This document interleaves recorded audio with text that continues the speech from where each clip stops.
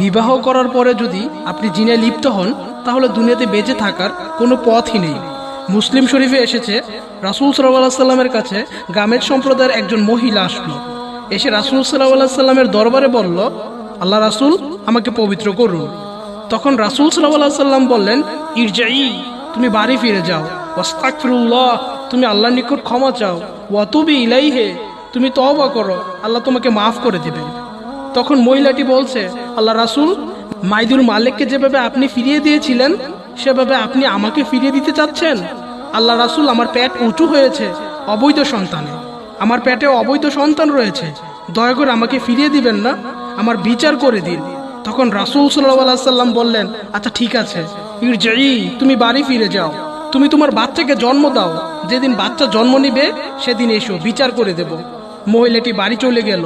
মুসলিম গ্রন্থে এসেছে, সবেমাত্র বাচ্চা জন্ম নিয়েছে, সে বাচ্চাকে একটি ন্যাকড়াতে জড়িয়ে নিয়ে এসে রাসূল সাল্লাল্লাহু আলাইহি সাল্লামের দরবারে বলছে, আল্লাহ রাসূল, এই দেখেন বাচ্চা জন্ম নিয়েছে, আমার বিচার করে দেন। তখন আল্লাহ রাসূল এই দৃশ্য দেখে বলছেন, ইরজিই, তুমি বাড়ি ফিরে যাও, বাচ্চাটাকে দুধ খাওয়াও, যেদিন বাচ্চা দুধ ছেড়ে দিবে সেদিন এসো, বিচার করে দেব। মহিলাটি বাচ্চা নিয়ে চলে গেল। 2 বছর বাচ্চাকে দুধ পান করালো। 2 বছর পর বাচ্চাকে নিয়ে বিচারালয়ে উপস্থিত।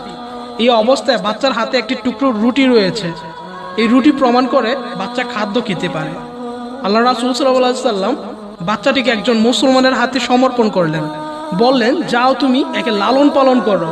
এরপর বললেন, সঙ্গী সাথীরা, তোমরা একে মাঠে নিয়ে যাও, মাঠে নিয়ে গর্ত করে বুক পর্যন্ত মাটিতে পুঁতে দিবে, একে ইট পাটকেল ঢিল মেরে মেরে দুনিয়া থেকে বিদায় করো।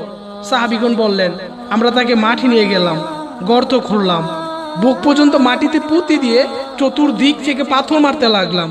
খালিদ বিন ওয়ালিদ বললেন, আমার একটি পাথর তার মুখের উপর মারলাম, পাথরটা মুখে লেগে মুখ ফেটে রক্ত ছিটে খালিদের গায়ে এসে লাগলো। খালিদ তাকে গালি দিয়ে বলছিল, ছি ছি ছি, একজন জিনাকারীর মহিলার গায়ের রক্ত আমার গায়ে লাগলো। এরকম কিছু বলে তাকে গালি দিলেন। আল্লাহ রাসূল সাল্লাল্লাহু আলাইহি সাল্লাম বললেন, খালিদ থামো, তুমি একে গালি দিও না।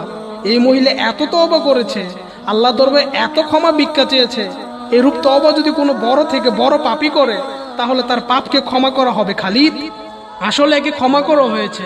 তাই তো রাসূল সাল্লাল্লাহু আলাইহি সাল্লাম জানাজা পড়লেন, কাফন দাফন করলেন, তিনি সবকিছুই করলেন, ক্ষমা হয়ে গেছে ঘোষণা করে দিয়েছেন।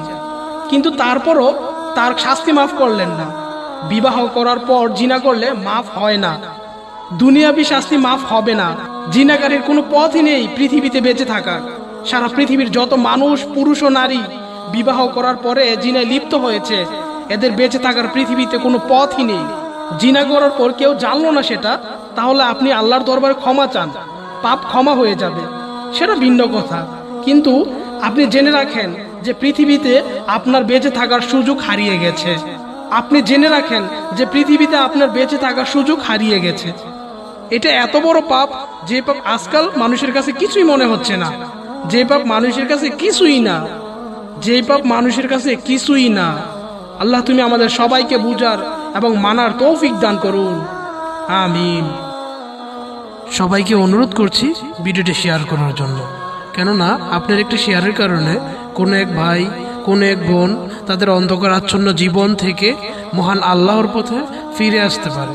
অতএব ভিডিওটি শেয়ার করে সকল উম্মার কাছে ভিডিওটি পৌঁছে দিন।